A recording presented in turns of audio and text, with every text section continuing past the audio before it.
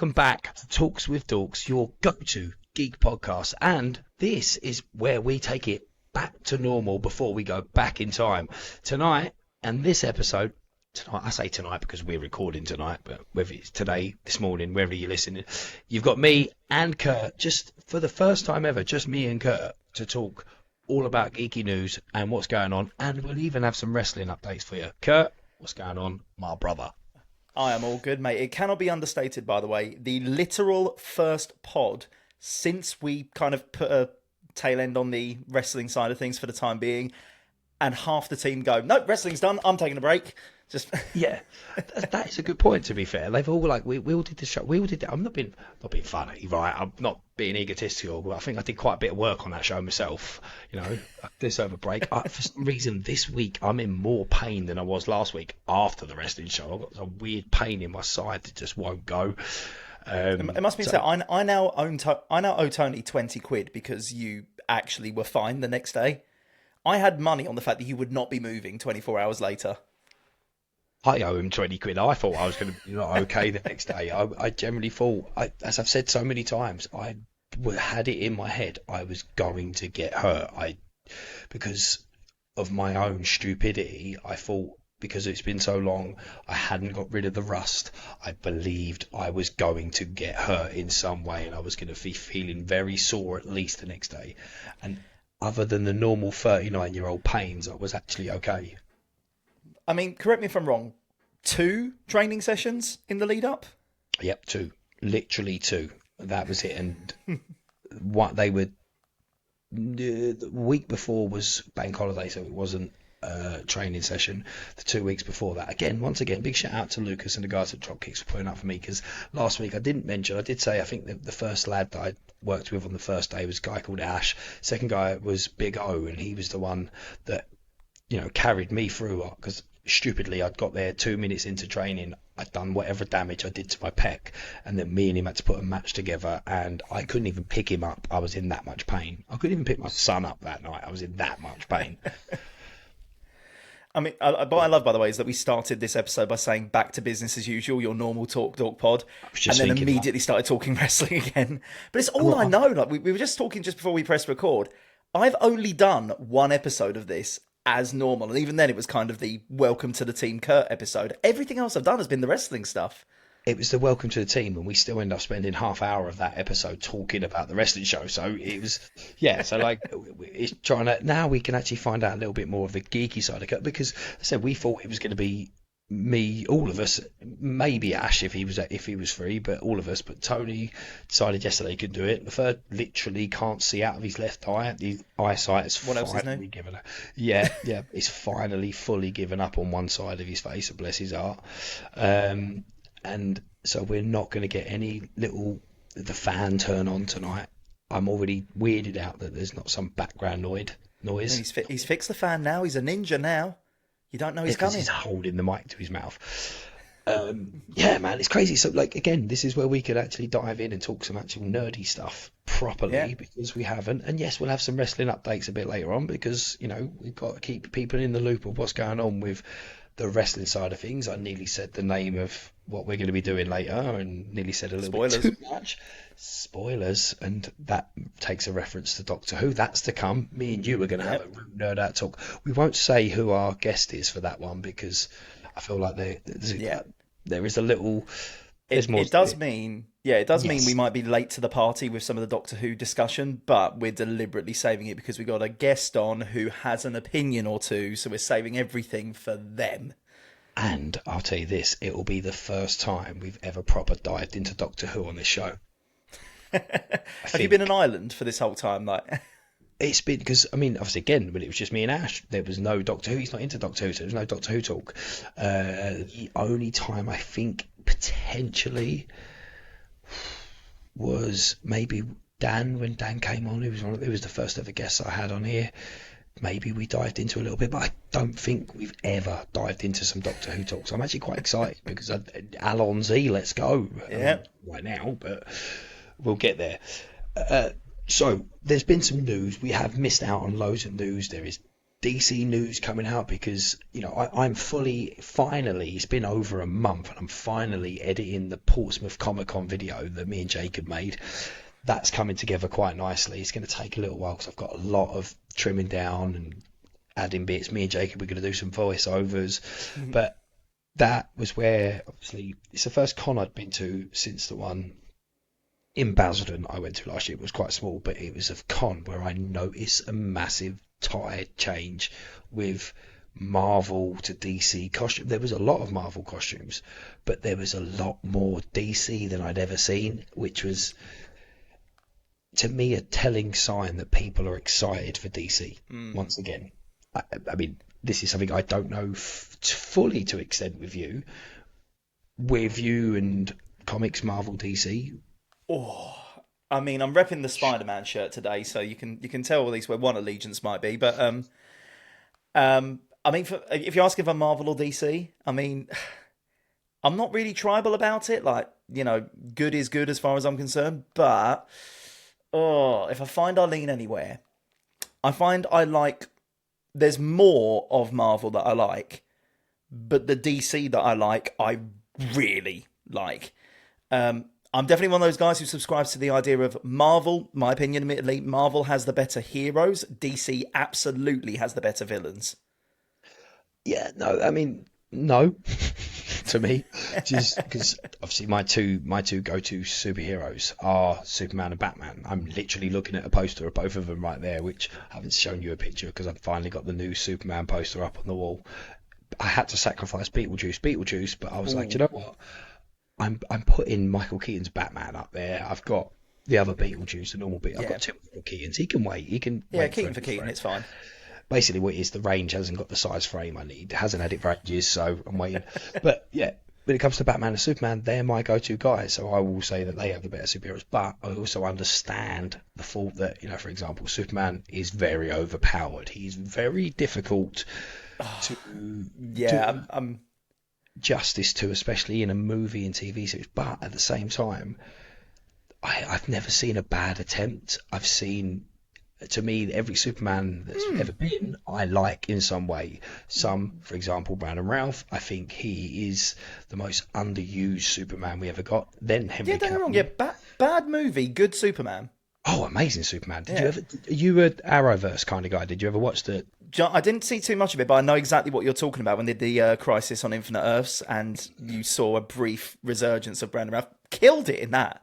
Oh, mate, absolutely amazing. And it just reminded you, like, I remember when they showed him for the first time, it was, because again, I come out of it like gutted that there wasn't more action to a Superman movie, but then I remember looking at him for the first time and saying, like, he looks like Superman. He does just have something about him. And his Clark was very, very anxious. I love it. I loved how anxious his Clark was.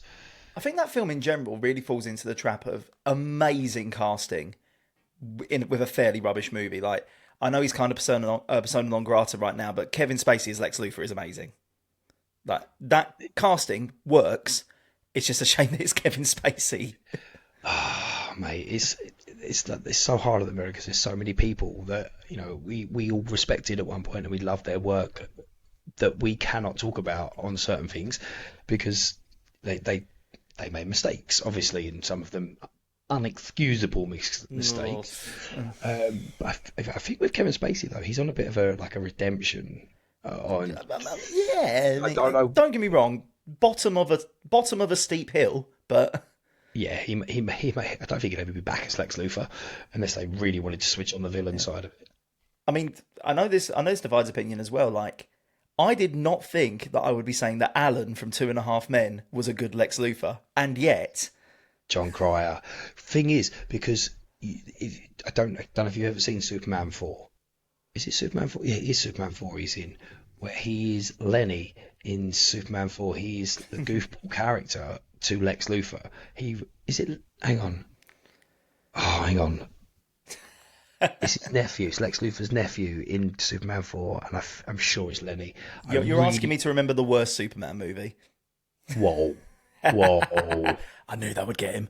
Whoa, listen, I've got a little love for that. I mean, watching it now, I can see the mistakes when they talk about how much footage is reused. There is one shot of him flying towards the screen. You see about 15 times in the movie. And I now remember as a kid going, I remember that. I remember thinking about that. The budget for that film was a grand total of one pastry. Like there was. Yeah, they weren't even Greg's. It was, but because again, I've said this before when I was a kid, and ironically, because I haven't mentioned the fact that I'm wearing a Karate Kid bandana, because at some point I'm going to mention the fact that I got to go see it early.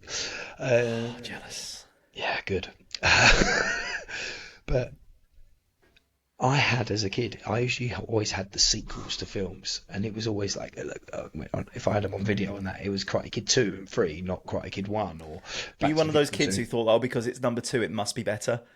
Yeah. So I don't need to watch number 1. Because they're the ones I watched. And Superman, I had Superman 3 and 4, which are considered the weaker of the franchise. And I think, if I remember, Superman 1 and 2, I watched once as a kid, and didn't watch them till I was in my 20s again, because again, transition from VHS to DVDs, etc. I didn't have them all. I mean, ironically, I can't really moan about that approach to films, because I did exactly the same with, and we're going full circle talking about the wrestling again, with Back to the Future, of all things. Our next wrestling event is called Back in Time. It's themed around Back to the Future for Back to the Future Day. Moving on. I honestly, for like the first, I think like 14 years of my life, and I watched this film for the first time when I was like 6, I'd only seen Back to the Future 3. Not even 2. I'd started on 3. So you'd only ever seen the Western part? I'd only ever seen the Western one. Do you know what's worse? Because obviously the Western one, obviously like childhood me, like the cowboy film with a bit of sci-fi, and it was like a bit of me. Going back and watching the original Back to the Future, I'm sorry, listeners, viewers, who's listening right now, he's coming close to the mic. I found it a bit boring. Number 1. Mm-hmm. It's going to get me some flack. I love it now. Well, but... listen. Don't try and redeem yourself. You never. You see, on this podcast, right, you become part of the team. You never, ever talk about Back to the Future in that sense, as that you found it a bit boring. 10-year-old me did. Honestly, nowadays I've gone back and it's my favourite. Like, because the Western one, right now, I probably would have picked on 10-year-old you for saying that. 10-year-old me deserved it. I don't mind saying 10-year-old me absolutely deserved to be picked on. Yeah. I'm not a bully. I'm the furthest thing from being a bully, but I would have had a little stern word with 10-year-old Kurt. Listen, I mean, hang on, how many years older than you am I? 9. Oh, I would have been fully an adult. I'd have been 19. Yeah. All right, okay. Proper bully territory. Maybe I'd have got someone younger than me to go pick on you. Go push him about. All right. It's all right, Biff. We forgive you. Butthead. But again, it's one of them. I'd seen a lot of sequels of films to not seeing the original. Like, have you ever heard of a film called City Slickers? Oh, heard of it. Haven't seen it. Billy Crystal film. I'd seen City Slickers 2 hundreds of times as a kid, and it weren't until I was a full adult I finally got to see number 1. I actually didn't like number 1 as much, because I don't know. And number 2 is the people with panned that, so it was a lot of the films that got panned as a kid. I like Batman and Robin. Thank you. Someone says it. As a kid, amazing film. Like, obviously, as an adult, I can look back and see like blatantly trying to sell toys with it, but like, oh yeah, that film came out in like 1995 or something like that. 1997, yeah. Forever. Batman Robin was 97. Right, that was it. Yeah, so 95 Batman. So 1995 Batman Forever, 97 Batman and Robin. I was born in 94. Sorry, Rye. I was born in 1994. So I didn't watch Batman and Robin until probably, maybe like 3 years after it had already come out, maybe even slightly longer.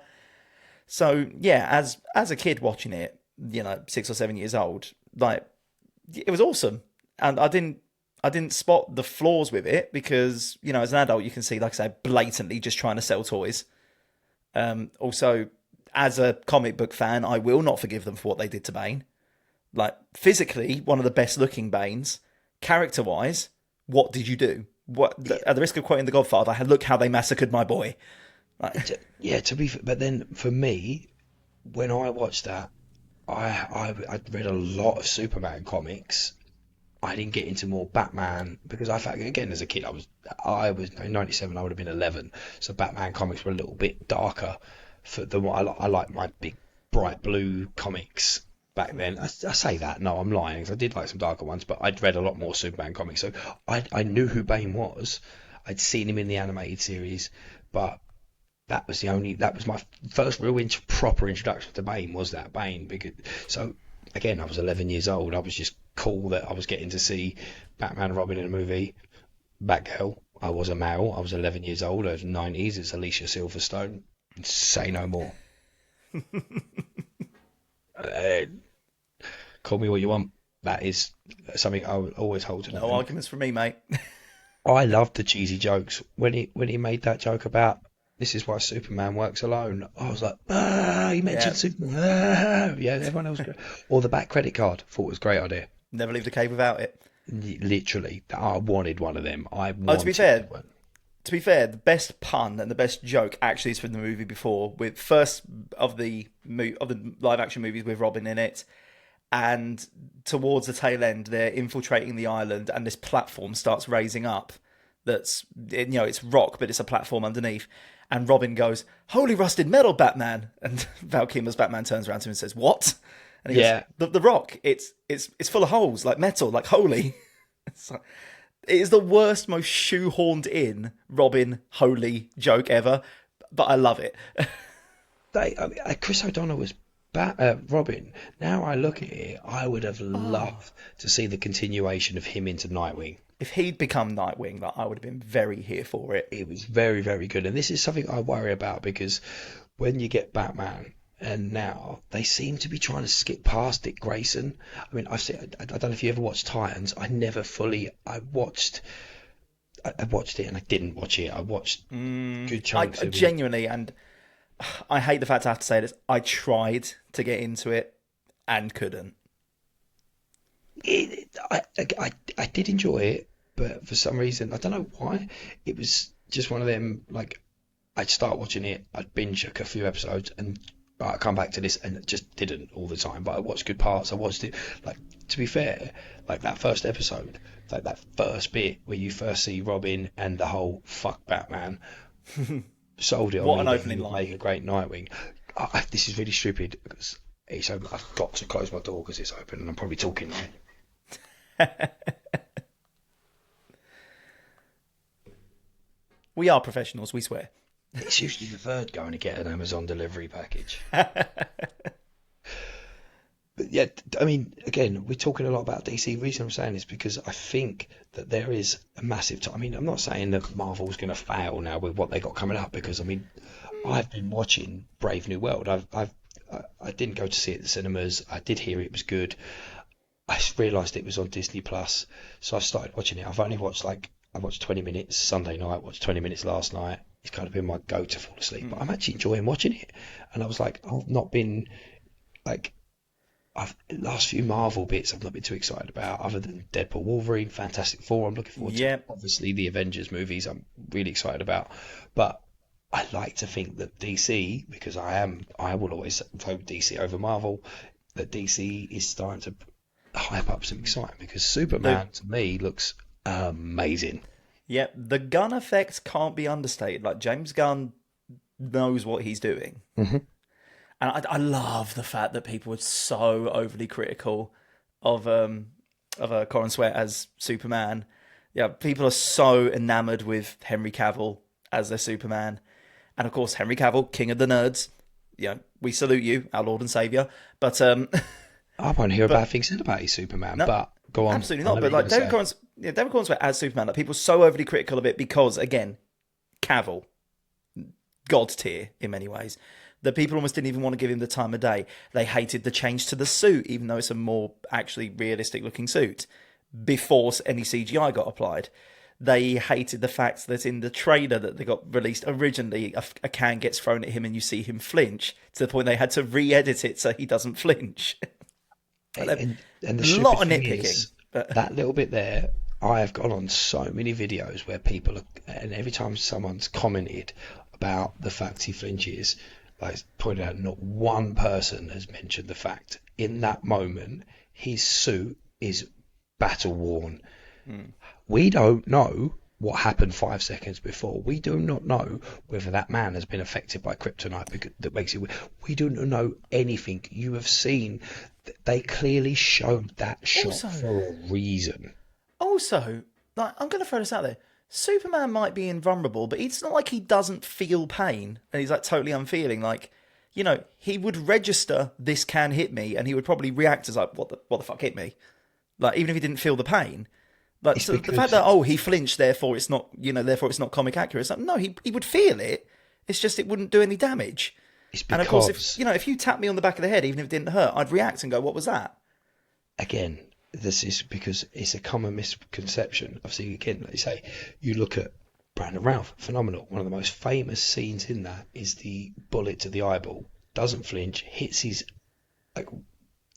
literally and smack bang in the middle of the eye. It compresses.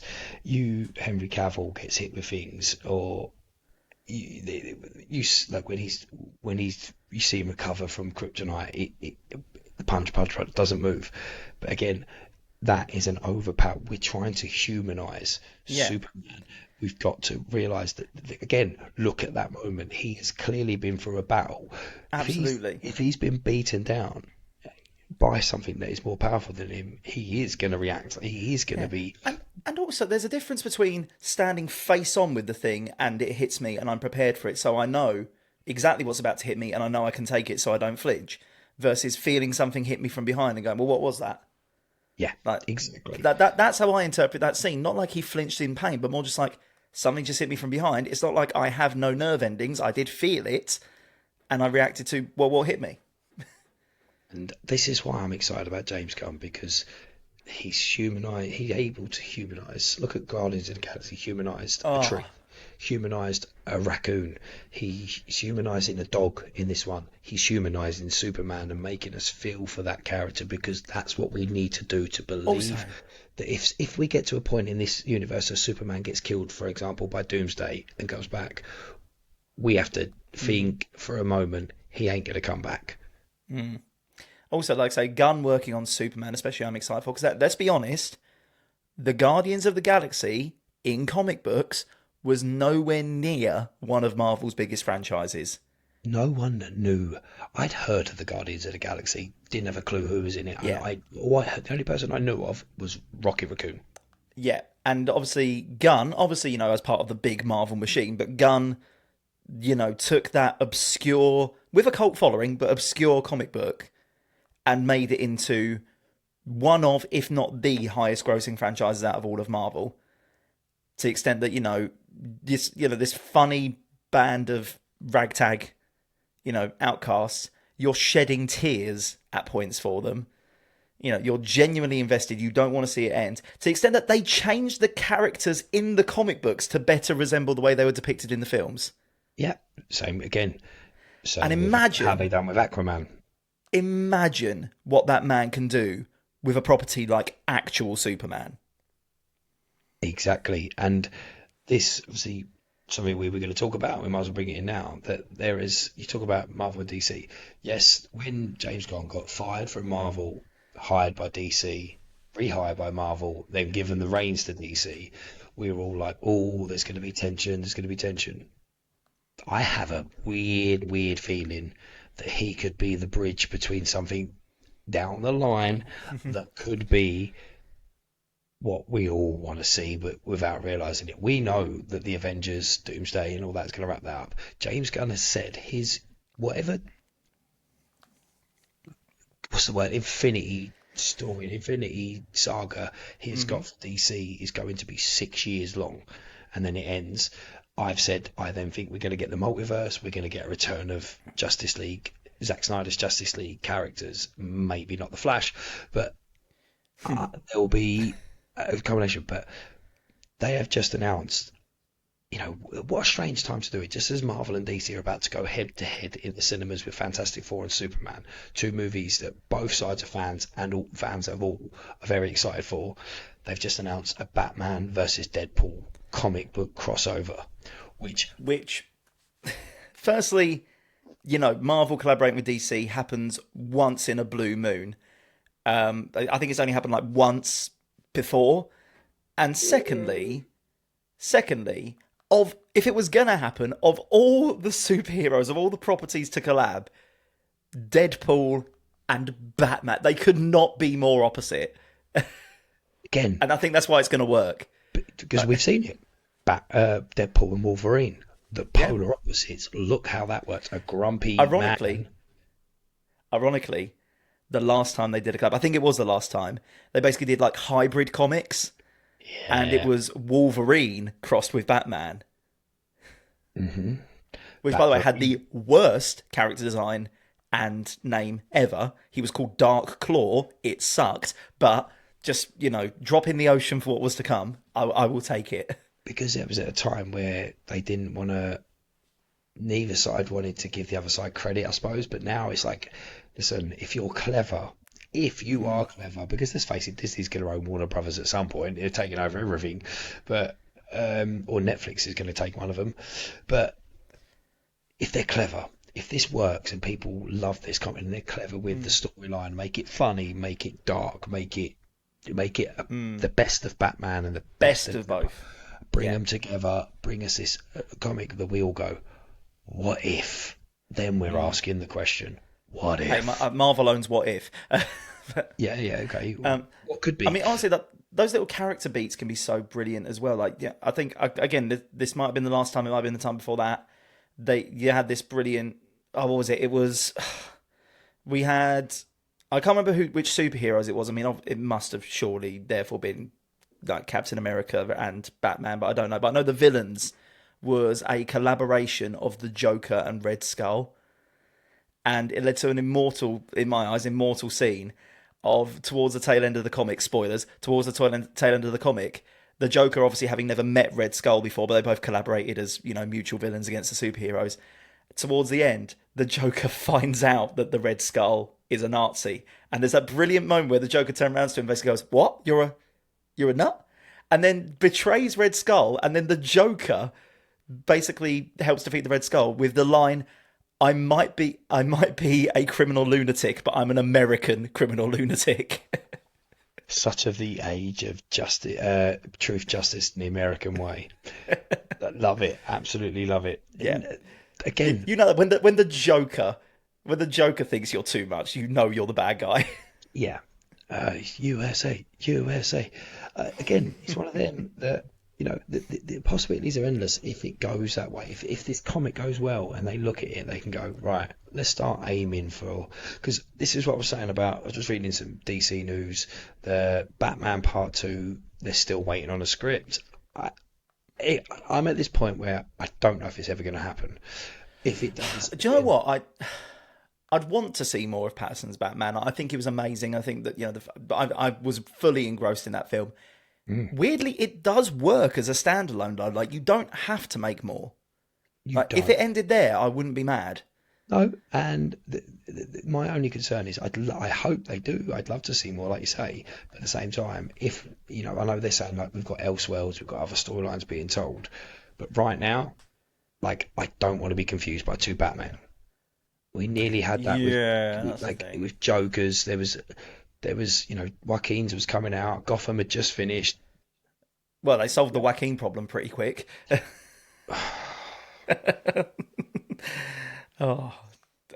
anyone who's not seen Joker 2 yet, firstly, don't waste your time. Secondly... and I hate to say it because, I mean, I literally cosplay that guy every Halloween. I love... Number one is so good. Number two... I think I bought it. I don't know if I've bought it on Blu-ray because I buy all the DC, but if I haven't got it, I will get it. I don't think I could watch it again because it just let me down. It's like, and I try knowing what's coming. I try not to admit it, especially when it comes to DC projects, that they're not amazing. I mean, fucking hell, I love The Flash. I actually did, but then I do love it. I still do love it because Michael Keaton. Any excuse to bring Keaton's Batman back, I will forgive that film a lot of its transgressions because Keaton's back, like flying babies. Yeah, and the god awful CGI on it. they made a Funko Pop of the flying baby seed. Like, it's not okay. It's I genuine. need that. I need that on the wall. I Oh, need that on the. they've got it in the one of the comic book shops in town here. I'll go get it for your birthday. Oh. It's an absolute blinder. But because we're half hour in, we've only talked about DC. You were saying there's a couple of things you're excited about, and some of it isn't for me. You have But no idea about. I have no idea what Mass Effect, and I do know what it is. I've never Yeah. played Mass Oh. Effect. I can't wait to talk about this. Before we move on to that, though, I do need to ask you. Obviously, the Deadpool Batman collab. Looking forward to seeing that. You know, if this is the start of something amazing in terms of, you know, the doors just being wide open for these different comics and different organizations and properties to do collaborations, I wanted to ask you, total blank slate, if you could have any two superheroes or supervillains from any of the big publications or even the smaller ones collab, who would you love to see on the same page? So a lot of my like Ultimate ones have done. Like, there's been a Justice League versus Power Rangers comic, which I loved. There's been Batman and Teenage Mutant Ninja Turtles. There's been Power Rangers as Teenage Mutant Ninja Turtles. But again, I think it would be like a Marvel DC, and it would be, it would be something like Superman and Captain America, because I'd just like to see how they would interact with each other Yeah, on the a big Blue screen. Boy Scouts. Yeah, and which versions? I would love to see Chris Evans with Henry Cavill's Superman, because he is a bit of a darker Superman. There is slight adjustment in it. I might change my opinion in a couple of months, and it might be Corrins what I'd want to see with Chris Evans. But at the moment, if I was going to go with it, it'd be Chris Evans and Henry Cavill to see each other in a movie. Yeah. I'm inclined to agree with you. The ones I'd love to see, though, and they'll never do it, as much as any of these collaborations might happen, they'll never do this, is I would love to see the interactions of the superheroes on either side that are blatant rip-offs of established. Because you have a lot of this where one of them technically got there first and then the other one had something very similar. You know, Swamp Thing versus Man Thing, Sentry versus Superman, Deadpool versus Deathstroke. Yeah, literally Wade and Slade. Yeah, Wade would be Wilson the and name. Slade Wilson. They That's the changed name like of the 2 comic. letters. Wade and Slade Yeah, on tour. I'd love to see those collaborations, then just acknowledging, okay, which one of us came first? You're just a blatant rip-off of me. Like, and both of them were guilty of it. DC stole from Marvel just as much as Marvel stole from DC. It happened both ways. Let's not pretend that one's totally innocent in this. But I'd love to see them acknowledge it on page, and they never will. But Never say never, never say die. Remember that. We've done that a lot. and we're back. Yeah, we're back to the wrestling. But yes. But yeah, coming away from the comic books for the moment, yeah, something that I am massively excited on, and you know, this might end up being relatively brief because of the two of us, I'm the only one with an opinion on it. But one of my favourite game franchises of all time is the Mass Effect series. Ryan, I know you have never dabbled with Mass Effect at all. I know what it is. I can picture the case of a Mass Effect game in my head, but I have never played it. So yeah, firstly, as far as like story driven, character driven, actually get invested in these people video games, I don't think I've ever known any game series to do it better. Anyone who has played the Mass Effect games has probably said from day one, and Mass Effect 2 I think is probably the best example of this, like you could make a series out of the individual missions and character arcs just from Mass Effect 2 on its own. The second I played it, I said, this would work as a series on its own, before you even count Mass Effect 1, before you even count the massive, almost Avengers Endgame level that is Mass Effect 3. It works so well that you get properly invested into these characters. How they translate it to a series, I don't know. That's the big news, by the way. They are making a Mass Effect TV series. Finally, I've only been waiting for it for over a decade. They're finally making a Mass Effect TV series. And they've now got a showrunner officially announced for it. I've forgotten the name off the top of my head. It's really bad. I'm going to have to check. They've got a showrunner named. It's been greenlit. It is happening. The only question is how soon. But Mass Effect is one of those series where your choices not only matter, but they carry over from game to game. Like, You can play Mass Effect 1, and there will be characters in Mass Effect 1 that you can get killed who will not therefore appear in Mass Effect 2, even if they were supposed to play an important role. You basically create an entire what-if alternate dimension where that person didn't make it. Hang on, so what? But you had to have had played Mass Effect 1 for that time. So they're also very good in the fact that if you try and play Mass Effect 2, having never touched Mass Effect 1, you have two options.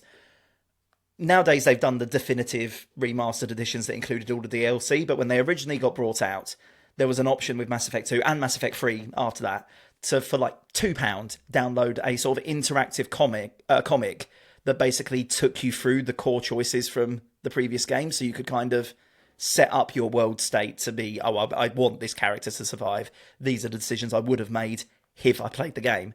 Or you can basically boot it up. If you, let's say you picked up Mass Effect 2, which is what I did. I played Mass Effect 2 before I played Mass Effect 1 because, you know, why stop at Back to the Future? But and what it basically does is it essentially, the sort of default state of the sequel games essentially decides for itself which core choices it's going to make canon, and will basically automatically set up a world state that has, you know, the characters that do make it require the least amount of explaining about your prior relationship to them. So you can kind of boot up blind with some characters who you have a prior relationship carrying over. But again, it's one so you can explain what that relationship is with one sentence, basically. So do you think, who's making this show? Is it Netflix? Is it streaming? Is it MCG? I've lost track. Do you think it's going to be one of the, because like it sounds like it could be one, you know, they're doing these like interactive shows. What's that one that you can watch? Oh, you're not talking about not like Bandersnatch. We were talking about Black Mirror a few weeks ago. Something where like that was an interactive choose your own adventure style thing. I don't want them to, truthfully, because it will almost definitely make the rest of the story feel hollow. And also, you've got the games; you can do that with the games. Right. The thing that I'm interested in is obviously with so much choice available to Mass Effect fans. Like, there's multiple different endings. There's relationships that you can form or not form with different characters. Whole backstories that I've this. Let's put it this way: I have logged. Between the remastered version on my PlayStation and the original trilogy that I had on my old Xbox 360. Let's put it this way. The remastered trilogy, I currently have logged over 500 hours on. Jesus. And that's before you count how many times I've replayed this series in its original format on my Xbox, which didn't log my hours or carry them over. I think I've probably done over 800 hours on this series, and I've played it through more times than I can count. And every time I do, there is something slightly different, where I will make a slightly different choice, and there'll be backstories and character motivations, even conversations that I don't remember having before. And the thing I'm curious about is, how do you take a series like that and condense it into a linear story where you have to decide what elements of it are going to be your version of events? The option B is they basically set something in the world of Mass Effect with totally new characters, which I don't know what I want. On the one hand, I'd love to see like these characters that I love brought onto the big screen in some way, or small screen. But on the other hand, it's almost impossible to do that and keep the entirety of the fan base happy. So I don't know. But let's put it this way, right? I don't know whether you're going to invest like multiple hours in your life into playing a game trilogy, but not a chance. It is genuinely one of those series. So, but for those of you who've never heard of Mass Effect full stop, so it's a sci-fi series set in the 2100s. That's what I was just looking at. Look, it's a sci-fi thing, yeah. And it's Doug Jung, by the way, is the show producer. Thank you. That was going to bug me. Sci-fi series set in the 2100s, where only within like the last lifespan have humans officially like mastered faster than light travel and had their first contact with aliens. You're living in basically a world where you're like one generation away from like the sort of first contact wars, but humanity's now kind of got a place in the Galactic Council. And basically you as the main avatar, Commander Shepard, who you can customize however you like, and male, female, different, whatever it might be. You're a representative of the Human Alliance military who, as things progress, basically stumbles across this ancient alien conspiracy that basically means the death of all life as you know it. nobody takes your word for it, and you basically spend the better part of the first 2 games essentially fighting a bit of a one-man mission into trying to convince as many people as possible, recruit as many people as possible, and still fight back and hold it back long enough so that the world can actually be prepared for when the inevitable invasion happens, despite the fact nobody believes you that it's coming. And then in the final game, shit hits the fan and the invasion essentially starts, and the whole final game is essentially, again, this almost Avengers Endgame point of all the contacts and all the friends and alliances you've made so far kind of tying off your loose ends, getting everyone together to do this final assault. And yeah, you get so emotionally invested by it, especially like you get the romantic relationships as well. You might not think you can have a deep romantic relationship with an alien thing, but then again, meet Captain Kirk. But did you? I feel like there's a little personal level on this guy. Did you fall in love with an alien in the game? I have explored every, and I mean every, possible relationship in that franchise. I have done different species, and I mean done in every sense of the word. I have done different species. I have done, I've done both sides of the gender divide. I've found myself, rejected from the fact that I tried to romance 2 people at once.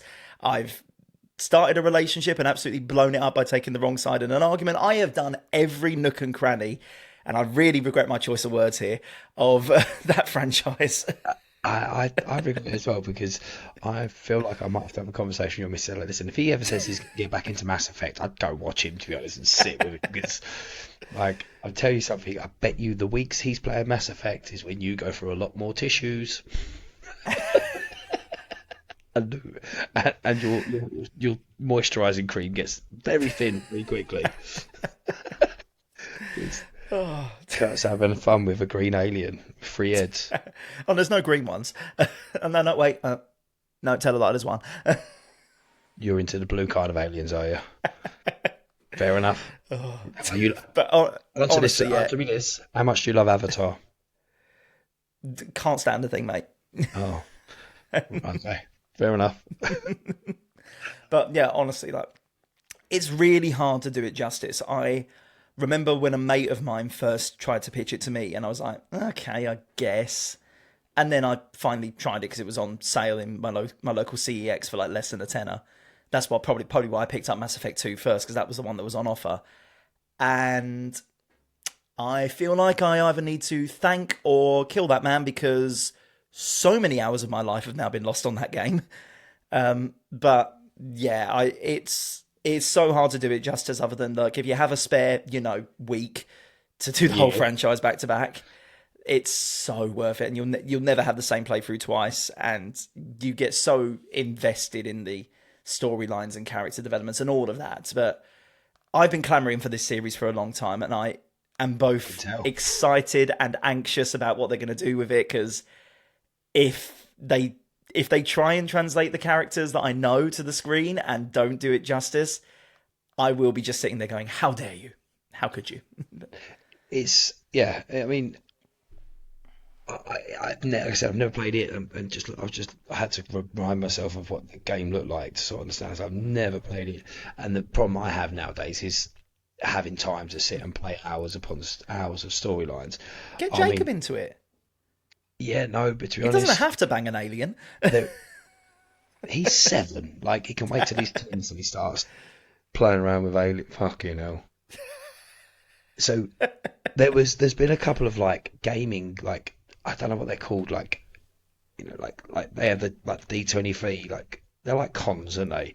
Like gaming expos. That's it. Expos is looking for. Did you see that they've announced Resident Evil 9? Now I am a huge Resident Evil fan. I love Resident Evil, and I've spent hours and weeks on them films, with pretty much losing a lot of pair of pants over the years to skid marks. And Resident Evil 9, I'm all here for. I kind of hope they go. No, they are definitely. Did you see the trailer? Yeah, so there are some returning characters. They kind of went down a bit of a different avenue with 7 and 8, with the Ethan, the Ethan storyline, and obviously the spin-off with his daughter, They did as like the kind of quite expanded DLC for Resi 8.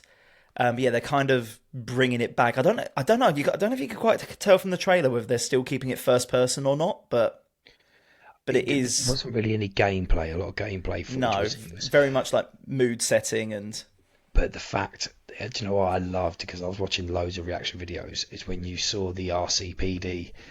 When you saw that, I was like, oh man, we're going back. The nuked Raccoon City. Like, outside of like a flashback that Leon has in 4, I think this is actually the first time in the games you've seen Raccoon City after the bombs dropped. Yeah, I'd say so. Yeah, I think like in some of like the animated movies they've made, I think they've addressed it, but like I think in the games this is the first time.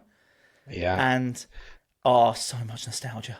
Oh mate, so much. Them games like Resident Evil is probably my favourite gaming franchise of all time, realistically, because they're the ones like I always tell the story. I was when it come to like PlayStation, I had the PS1, I had the PS2, and stopped gaming a bit. And then when Resident Evil 5 come out, it was bad time to rejoin the franchise, mate. Yeah, well, no, I actually liked 5 and 6. I actually liked 5 and 6, to be fair, because 5 I had a lot of time because it was 2-player. Me and my best mate Scott, we spent there was a lot of time. We spent a lot of time doing that together. So that was no, because he's never been a gamer. To be fair, you need to do that game co-op. Like the AI is terrible in that game. If you try and do it solo, you have a very bad time. Exactly. So I got to do it 2-player with him, and it was like we did it all. We did all the challenges afterwards and all that. We did it because again he'd never been into gaming, so it was something I could get him into, and we end up just doing it for hours and hours and playing that game.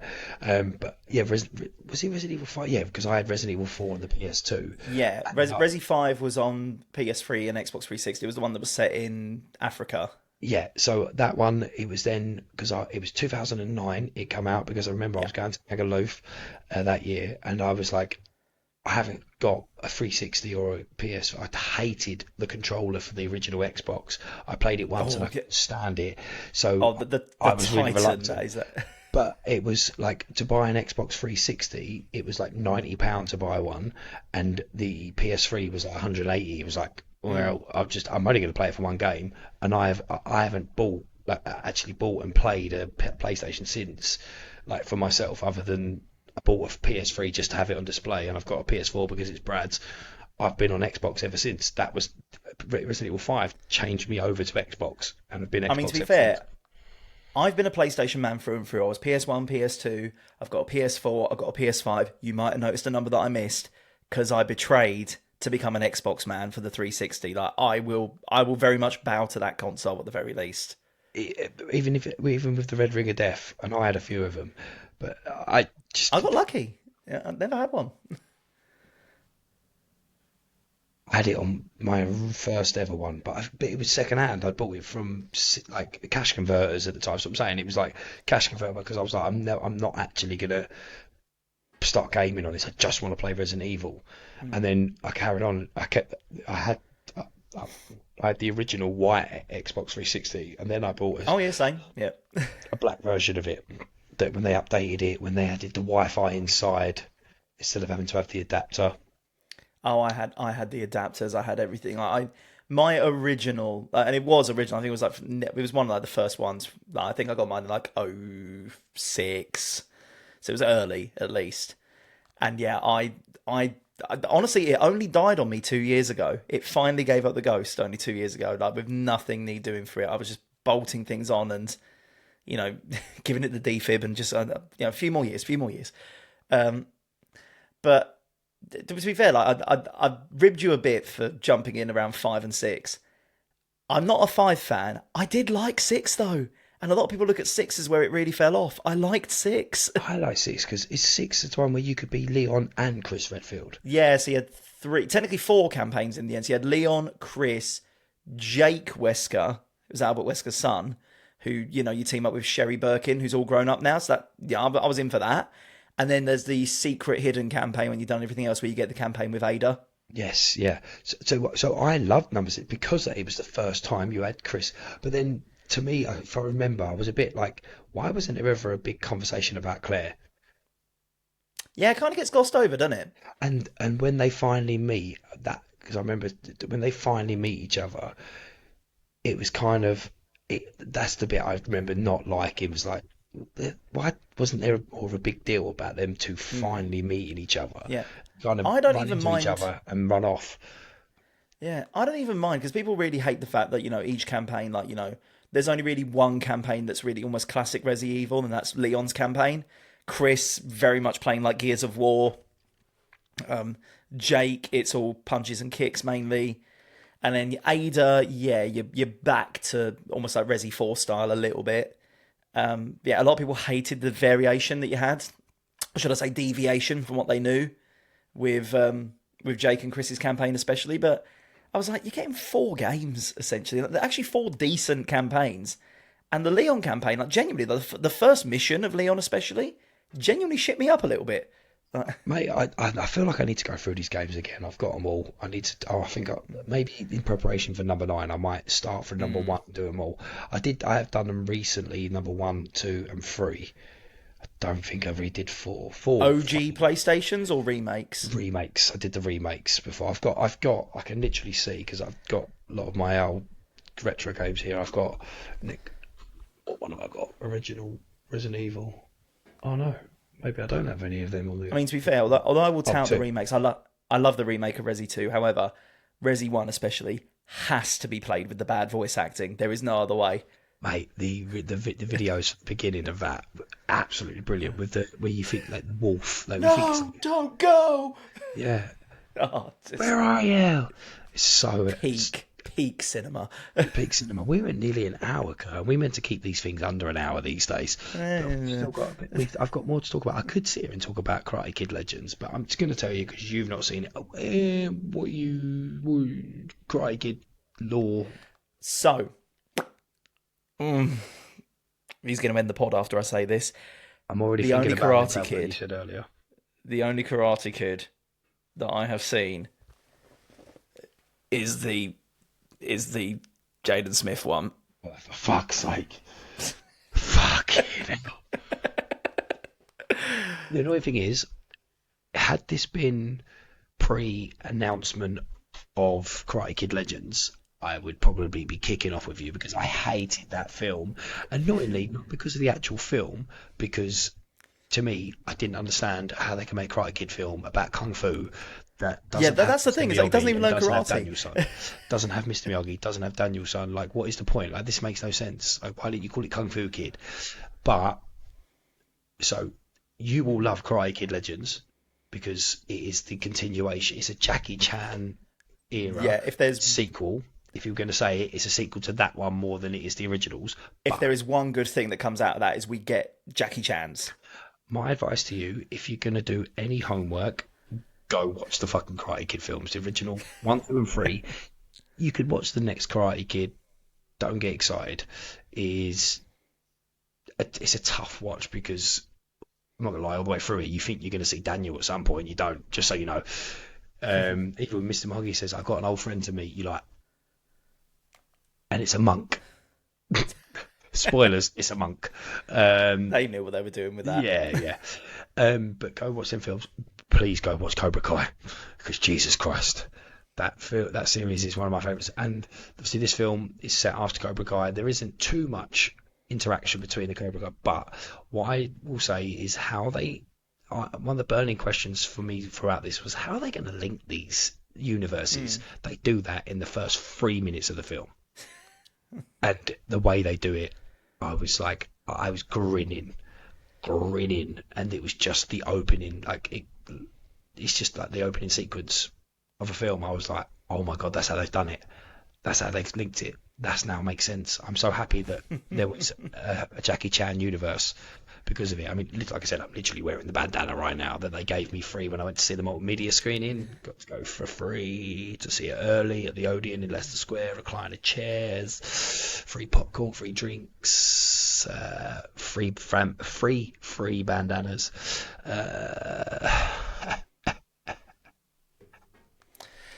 Yeah, I will have to watch it at some point. Yeah. I mean, yeah, I think it's definitely one of those films that I'll have to give a go. To our listeners, so Kyle, who listens to my nephew, we're both putting our fingers up at each other because I'm shut off. But geek news, I feel like, because we've done 55 minutes, we need to kind of start getting towards the end, and I feel like we have drip sold a little bit about wrestling. Obviously, We've got to come full circle. You come full circle back to wrestling, maybe because we could sit here and talk for hours about Money in the Bank and Raw. Let's put it down to this. Yeah, we'll do the short version. Money in the Bank was great. Raw, what the fuck? Yeah. I mean, to be fair, Money in the Bank, only two things I really want to talk about with Money in the Bank, because at the time of recording this, we're only a couple of days removed from Money in the Bank. Only two things worth talking about when it comes to Money in the Bank on the wrestling side of things.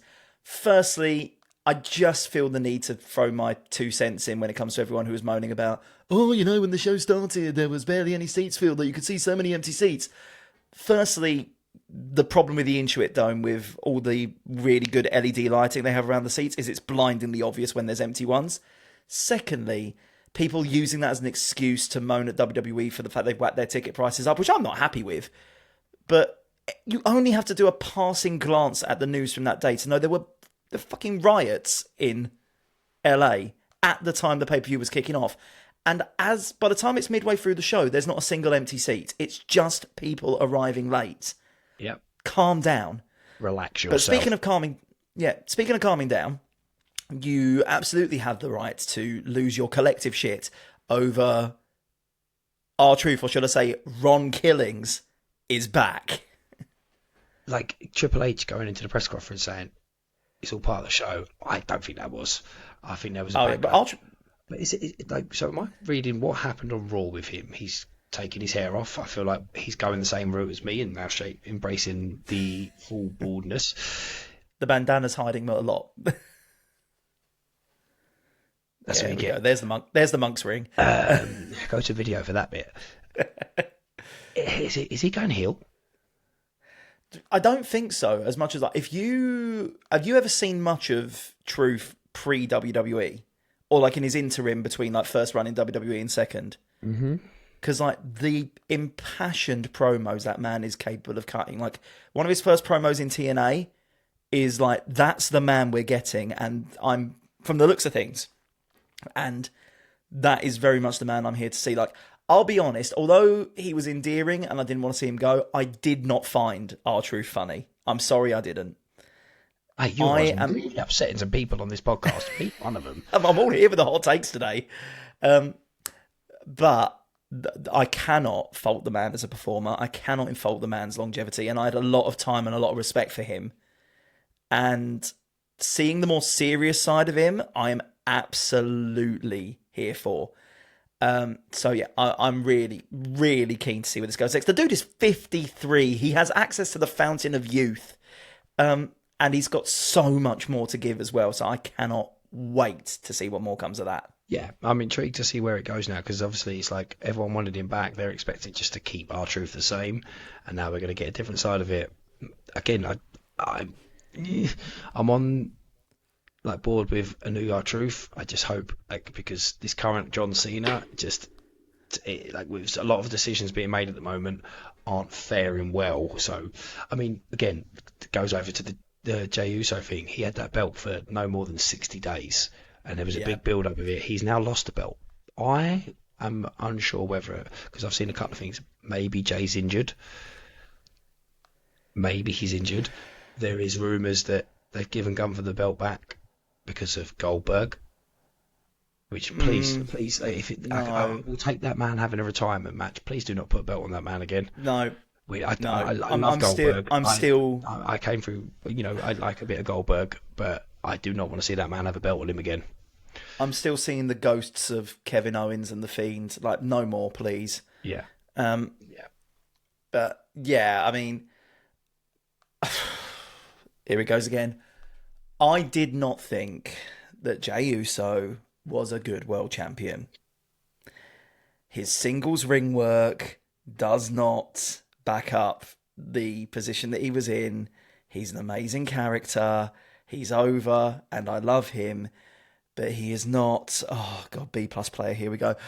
He is not world champion material in my eyes. And I think the only reason that I was happy to see it taken off Gunther was because they'd watered him down so much with that title reign. And if they're putting the belt back on Gunther to turn him into the monster that he needs to be again, I am here for it. Yeah, okay. Yeah, there's a lot of questions for it. I don't want to. We'll come back to wrestling. So there's the questions because I want to see what goes next. I want to see what happens next before I start making my assumptions of where this is going to go. There's so many rumors going around, and like I was watching it last night, literally live. I was watching Parky's stream as well as it happened, and I was like, "Hang on, is Jay about?" Because there was not a shadow of a doubt in my head going into that Jay was about to lose that belt. I mean, I was surprised, yeah. More because of what happened at Money in the Bank. Because John Cena and Logan Paul were like, he's the next world heavyweight champion. I thought that was going to be a thing. I generally thought maybe that he was about to lose it, but he was going to lose it to Logan Paul. And then you've got Logan Paul and Cena as champions. And then 2 days later, a heel wins it. Yeah. So it makes sense. I am becoming increasingly on board. And I never thought I'd say this. I'm becoming increasingly on board with the concept of Logan Paul one day being a world champion. Oh, yeah. And the irony of us being, content creators who are now involved in the wrestling world is not lost on me. But I was very, okay, he's good. He's the best outsider to come in recent memory. But it is Logan Paul, But for part of the reason of not wanting to, negate all the hard work and graft that some people have been in the business for years have put in. Like, don't put the belt on him. Though he's a good attraction, but don't put the belt on him. The more I see of him, I'm like, you absolutely get it. Like, regardless of whether I like you or not, you get it. You get the character. You get the work rate. You just seem to get it. And yeah, your matches are probably more agented than the average match. But I'm increasingly on board with it. Like, dear God, the heat the man will get if he ever does win. But I'm kind of here for it. I don't know about heat because have you seen the video of when he was signing Prime bottles during the match? Mm-hmm. Because there is a generation out there that are Let's Go Logan. Logan sucks. There's a Let's Go Logan crowd that are starting to age up a little bit. I'm not quite there yet, but I'm getting there. I mean, again, I do believe he could, because if he's clever and if he goes face, it just eventually happens. Like, he will be a merch seller for them kids. I'm telling you, because these kids love it, and Prime will go up because there'll be all these new WWE versions of ever. I mean, I've got one, which is sitting there. It's empty, by the way. I've drunk it. I won't going to let it sit in there go stout. Had that before drinks. I've bought novelty, but I don't know. I can get behind Logan. Right, that's enough WWE talk for now. Because we've done enough on wrestling, and we've still got at least a couple more things to say. We've got a couple more bits to say about our own side of wrestling. Let's put this down right now that we are going to be doing this on normal episodes of Talks with Dorks. We will give you updates about the wrestling side of our company. I like saying that. We've got a company as such because we've got a podcast and we've got a wrestling company. Yeah. And we'll try and be nice to you. For those of you who are very sick of us talking wrestling, because it's been the whole focus of the pod for the last few months, we'll try and be nice with this. When we do the updates, for those of you who couldn't give a monkeys about the wrestling... Sorry? You said doo-doo. God. That's poo. But for those of you who couldn't care less about the wrestling, we'll try and be nice with the way that we do these updates. We'll either do it right at the start or right at the end, so that if you're just here for the other geek culture stuff, the whole majority of the rest of the episode will be about that. So we'll just sandwich it. So you can skip the wrestling bit if you don't want to know, but we are so invested in this. It's a lot happening, a lot going on. We have got a special message. Well, I say a special message. We've got a frustrated employee that has sent us a video that we're going to watch in a second and then share our thoughts on. But we have an announcement that we need to make kind of official, because there's been a talk of what are we going to call the wrestling side of it. Is it going to be Talks with Dorks Wrestling? Is it going to be something else? Are we going to come up with a name? Kurt, you came up with an idea and a logo. Go for it. Yeah, a big debate was, okay, going forward, we've put this one show on. It was amazing. We genuinely left it feeling like we put on a WrestleMania. But going forward, what are we? Like, are we a podcast that hosts wrestling events, or are we going to be our own promotion? And we've got an idea. So, I kind of went rogue. I'm not going to lie. It's starting to sound like people that sort of person that wants to take over things, but carry on. I kind of went rogue. Basically, about a couple of days ago in the little group chat that we had, there was just a message from me that basically popped up saying, "So, I did a thing, and so we now have a logo, we now have a name. So going forward, it's nice and easy. We decided not to reinvent the wheel. We are, from a wrestling side of things, officially going forward, we are TDW." Yep, and you can interpret that in two different ways, which is really cool because we are Talks with Dorks, so it's TWD, but TDW is, you can call it Talks with Dorks Wrestling, or you can call it Talk Dork Wrestling, because our social handles, even though we were planning on trying to get it changed over just to Talks with Dorks, we're going to stick with Talk Dork Podcast on our social handles and our email because it's already there and it's established. And TDW will be the name, and the logo is right there. I was proud. I was very proud of that. I'm going to mark just so I know, just marked a little point there. So there is the name of the company. This is the logo. This is what we're going to be calling. So we're going to start dripping out what we're doing more. We are in, what's the word? We do have the full show for Never Say Die ready to go. It is ready to go upload. Once we're done recording, I need to have a quick chat with Kurt. He doesn't even know about what we're doing, and the announcements will come very, very soon. Yeah. So that is the name. Go on. Yeah, but the things we can say is that TDW going forward from a wrestling capacity. There's talks eventually of maybe TDW being its own channel. We don't know. We'll see how we go. But from the wrestling side of things, at the very least, with TDW, like Ryan said, the show is ready to rock. It's going to get uploaded. If not by the time this goes out, then very, very soon.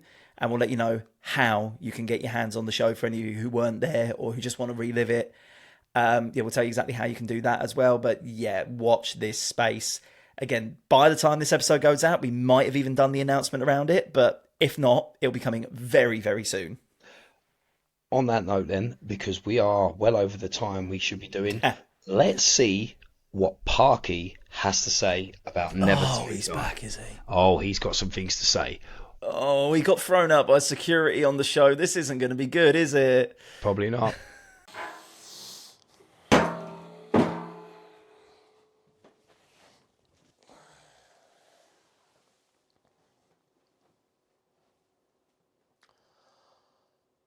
Yes, it's your favourite Scotsman. And before Lafleur starts talking all his shit that he normally talks, let me just take this moment to congratulate you on what was a show. See, the thing is,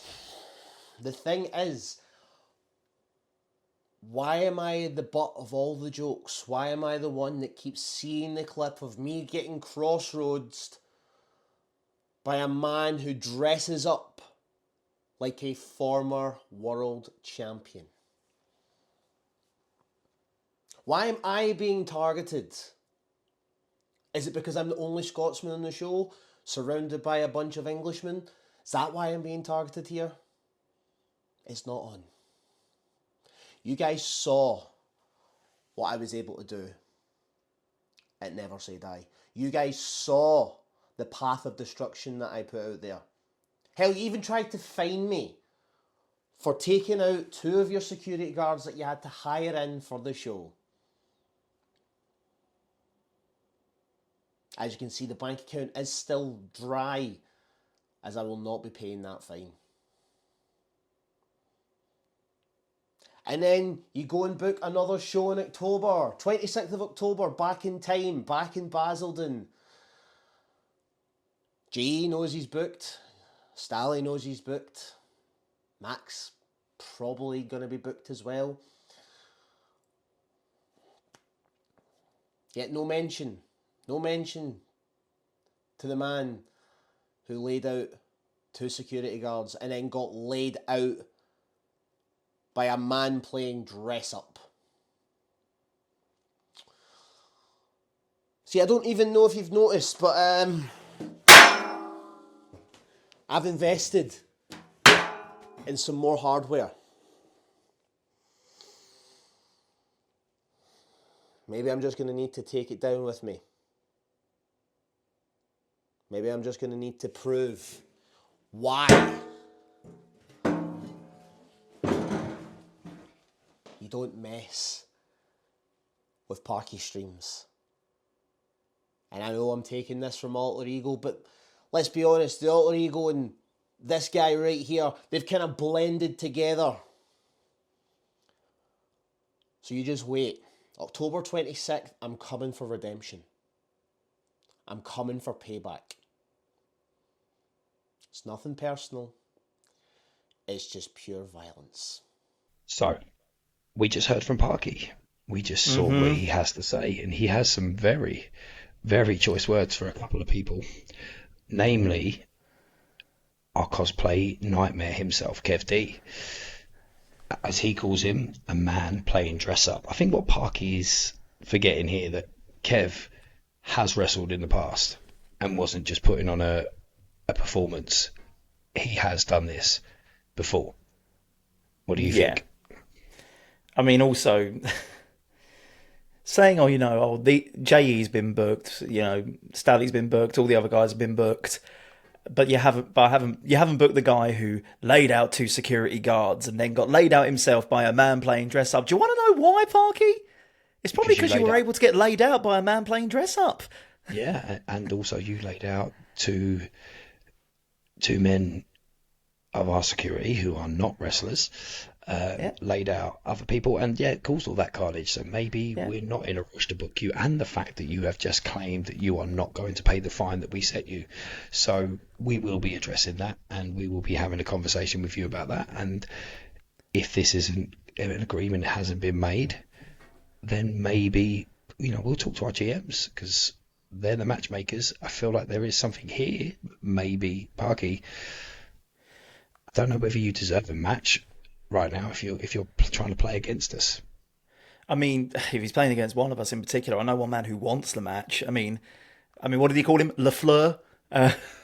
Lafleur, yeah, Laferde will have some choice words as well. You got to remember, Lafleur may be someone that loves a good laugh and that, but he's still on this executive team, so we'll find out what he has to say on the matter.